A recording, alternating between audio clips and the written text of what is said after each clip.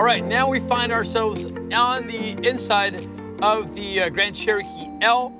A couple things you should look out for that you're gonna really like are gonna be your digital rear view mirror. Good thing about it is if you're carrying any kind of load, any passengers in the back, and they're in the way, you don't have to worry about that. You have a clear view behind you and it will not be obstructed. Now, if you're driving during the daytime and you'll start seeing some of the reflections and you'd rather just use your traditional mirror, if you click on it here, it just goes back to your standard rear view mirror and you won't have any problems.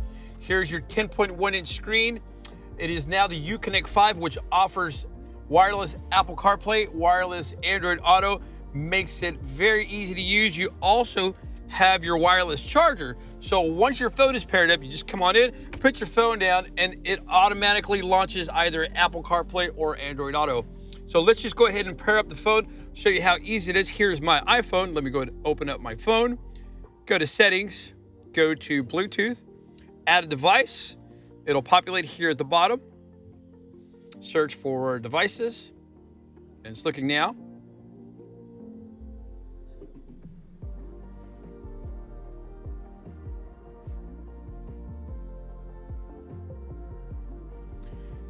And it'll give you your PIN number to go ahead and confirm you're on the right vehicle. Hit pair, hit yes, make that a favorite. And every time you get in the vehicle, it'll automatically launch itself. You can pair up to 7 devices and it'll search by priority from 1 to 7, 1 being the most important. Go ahead and allow, it's gonna ask you for your permissions. And there you go, let's go ahead and make this favorite number 1. And here it is, Jaime's iPhone, which is this phone, and you are set. Now we're gonna launch Apple CarPlay, hit okay. On your phone, you'll have to give it permission, use CarPlay, hit okay. And here's Apple CarPlay. That will give you access to all your navigation. If you have Google Maps, if you use, let's just say Waze navigation, Apple Maps. Good thing about it is if you find yourself out, let's just say we took a trip north of San Antonio, we used our phones to get there. We used the Google Maps to get to, just like I said, north of San Antonio. Once you're there, no problem. Now to get back, since you don't have any coverage with your phone, you don't have access to your navigation. Good thing is the Grand Cherokee has your satellite navigational. And your satellite navigation, now what that allows you to do is, doesn't matter if you have coverage or not, you're always covered due to the fact that it relies on satellites in order to access your navigation, and here it is as well. Nice and easy. Here's your home button.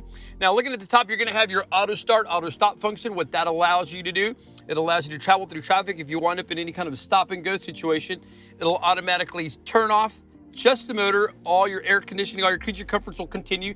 Once you let off the brake, it'll automatically fire up the motor seamlessly. You won't even notice it. It saves you gas from light to light, where it's gonna be the majority of your spent fuel is. That's why the main difference is between highway driving and city driving. You'll see it a lot lower. This will help close that gap.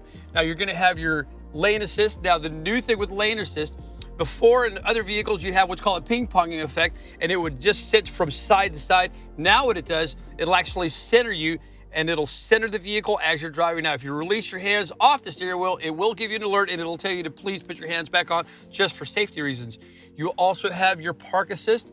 You're gonna wonder, why would you want to turn off your park assist? And that's gonna be the little chiming whenever you're backing up.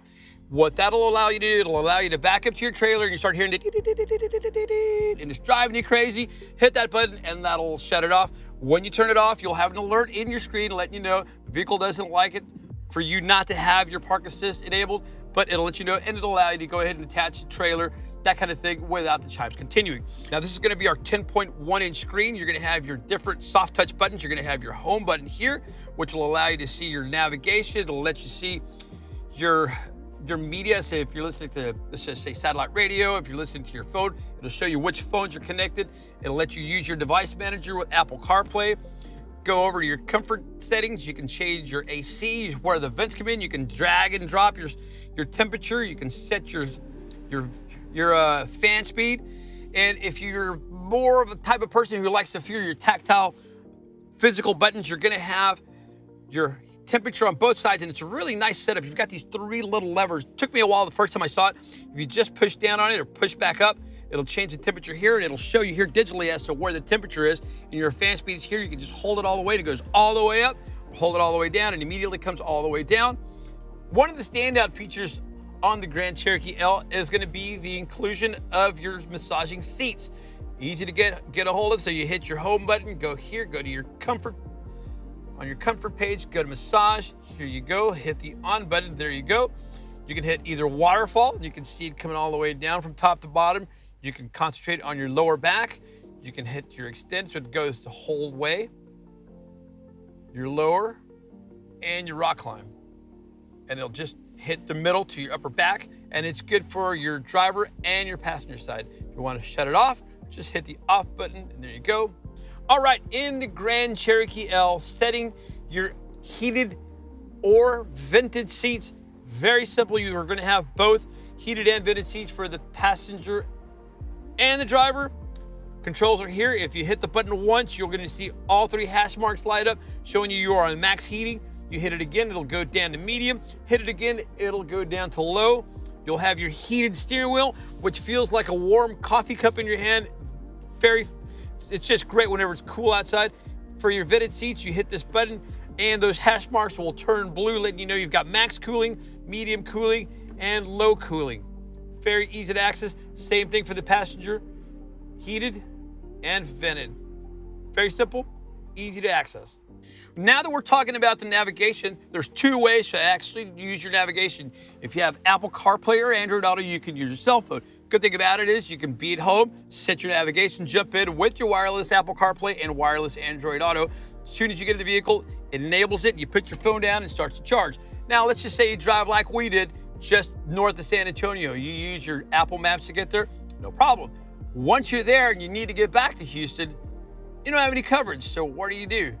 No problem. You're gonna have SatNav, which is gonna be your satellite navigation, which is equipped in this vehicle, so you will always have coverage. Doesn't matter where you are. You just open up your navigation, here you go, and just type in your address and it'll send you right back home, no big deal. Or if you need a gas station or a place to eat, same thing. Makes it nice and easy, you're always connected. And your drive modes, very easy to handle, very easy to operate. Let's just go ahead and toggle through them. Here you are in rock mode. If you toggle down, you'll go to your standard mode. It'll show you here. It'll take you down to snow, I'm sorry. Here's your auto. Auto will automatically send power to 80 wheel that has traction. If you've got 3 wheels that have traction, it'll divert the power from the wheel that's actually having slippage, and it'll send it over to the wheels that have traction. If you take it over to your sport mode's gonna drive a little more aggressively. It'll get the motor closer to red line. It'll shift more abruptly. You'll feel it. If you're slowing down, it'll downshift aggressively. If you go back over to auto mode, once again, that's a very polite, very safe way to be driving. Your snow mode will leave the light in 2nd gear. It'll concentrate on having maximum traction. It'll concentrate on not losing any traction. If you have it in your sand and mud setting, it will allow for slippage, for you to be able to just fly through the mud, fly through the sand. Otherwise, your traction control would prevent all that. Once you put it in your sand and mud mode, it will allow for that. If you go to your rock mode, it's going to concentrate on having the most traction available. You can click it over to 4-wheel low. This is a 2-speed transfer case, which will allow you to have those more aggressive gears. It also allows you to flat tow the vehicle if you decide to tow it behind, let's just say, your motorhome. Once again, here is your hill descent control button. There's a button here where if you use your pin, you can put it in neutral. You'll put the transmission in neutral, push this button, it'll put the transfer case in neutral, and it will allow for flat towing. And let's move over to the steering wheel. Now, your steering wheel is going to be a leather-wrapped, thick steering wheel. If you look, and it looks like wood, it really is wood. The interior is going to have what I like to refer to as your baseball stitching. Your full-color screen here is accessible through your steering wheel. You can click here, and you can see the different pages, and you can just go ahead and scroll through each one. Let's just take a look. Let's go ahead and let's just see here. Let's look at your 4x4 screen, and this will give you your vehicle dynamics. It'll show you your pitch and your roll. You'll have your adaptive cruise control. It works the same way. You turn on your cruise control like normal. You can set it each time you hit up, it'll go up by ½ mile an hour. So if you need to go 4 miles an hour, you will hit the plus button 8 times. If you want to slow down by 2 miles an hour, hit this 4 times. You can set how close or how far you want to follow behind the vehicle in front of you. So let's just say you've got your cruise control set at 70 miles an hour. You're driving down the road, and somebody pulls up and they're doing 55 miles an hour. The vehicle will match that speed. When the vehicle gets out of the way, it'll resume back at your 70 miles an hour. If you need to answer a phone call, here's your green phone button that'll allow you to answer it. You can hang up. If somebody's calling and you need to decline the call at the time, just hit the red button and that will decline your call. You're gonna have your windshield wiper settings here on this turnstile, and you'll also have your blinkers and your high beams on your left side. And behind here, you will see your paddle shifters. This will hit your negative, will drop down gears, and this will hit up as far as going up in your gears. A lot of times if you're towing a vehicle and you don't want the vehicle to continuously speed up, you can go ahead and put it in your manual mode just by touching either paddle shifter to put it back into your drive mode. If you just hit the plus button for 2 seconds, it'll take you right back into drive. Your screen will show it's back in drive. If you're in manual mode, it'll show you in which one of the 8 gears you are currently in. And it'll hold that gear until you manually change it, unless you go back into your drive position.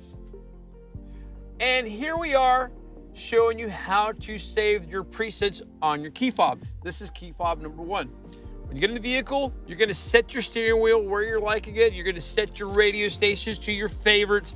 You'll have your mirrors set where you're liking, and you'll have your seat settings just to your liking. Once everything is set, you'll go over to your door right by the handle. There's gonna be an S, there's a 1 above it, and a 2 below the S. The S will be for save. Hit the save button, hit 1, and memory profile to 1 has already been set, and it'll be the same way with your second key fob. Just as easy. So when you're walking up, it'll automatically set itself for each key fob. Now, setting the favorites for your media. Click on your media tab. You're gonna have a total of 18 presets, and it'll include AM, FM, and your satellite radio stations, your XM Sirius radio. Let's just say you're listening to, let's click over to the jazz station. We're here in the jazz station. You wanna save it, just hold number 1 down. Real Jazz has been added to your Sirius XM radio. If you want to save, let's just say an FM station, 97 The Box, press here, hold it. So now your second preset is going to be set to 97.9 FM. So you can go from satellite radio to your Sirius XM setting for your jazz station on 1, go FM to the second one, and you can go to all 18 presets and you can save them as well.